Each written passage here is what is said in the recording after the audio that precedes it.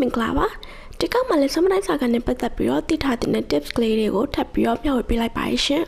ပုံမှန် solution player တွေက question ရဲ့အခါမျိုးမှာဖုန်းနဲ့ note ထဲမှာသွားပြီးတော့ကြည့်တတ်ကြတယ်ဒါပေမဲ့အဲ့ထပ်ပို့ပြီးတော့လွယ်နေရှိတယ်ဖုန်းနဲ့ note ထဲမှာပြထားတဲ့စာကြောင်းတွေက hint ပေးထားတဲ့ပုံစံမျိုးပဲရှိသေးတယ်တေးချာချာပြောထားမျိုးမဟုတ်သေးဘူးပေါ့နော်တေးချာတိကျရဲ့guide မျိုးမဟုတ်သေးဘူးဒီထက်ပို့ပြီးတော့တေးချာခြင်းနဲ့ပို့ပြီးတော့လွယ်ခြင်းနဲ့ solution တော့အဲ့စာကြောင်းလေးကိုနှိပ်လိုက်လို့ရှိရင်အခုလိုမျိုး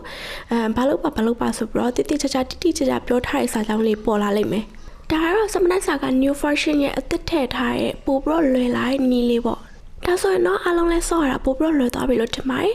နောက်ပြီးတော့နောက်ထပ်အကြံပေးချင်တာလေးတစ်ခုကစမနက်စာကရဲ့ဒီ character storyline ကိုချင်းကတ်တဲ့အခါမှာ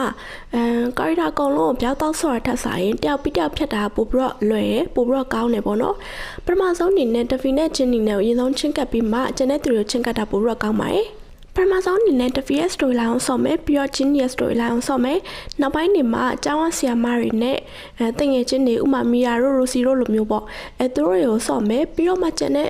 character တွေကိုသွားတာပို့ပြီးတော့ကောင်းတယ်ဒါကတော့စမတိုင်းစာကနဲ့ပတ်သက်ပြီးတော့ညီမအကြံပေးရလေးပေါ့နော်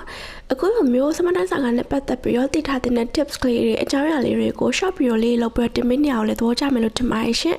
နောက်ထပ်ဒီမှာလည်းသိချင်တာလေးရှိလို့ရှင်ကိုမမမေးထားခဲ့လို့ရပါတယ်နောက်ထပ်ဒီမှာအခုလိုမျိုး video လေးဆက်ပြီးတော့တင်ဆက်ပေးတော့ပါအောင်မယ်ရှင်အားလုံးပဲ see you ပါ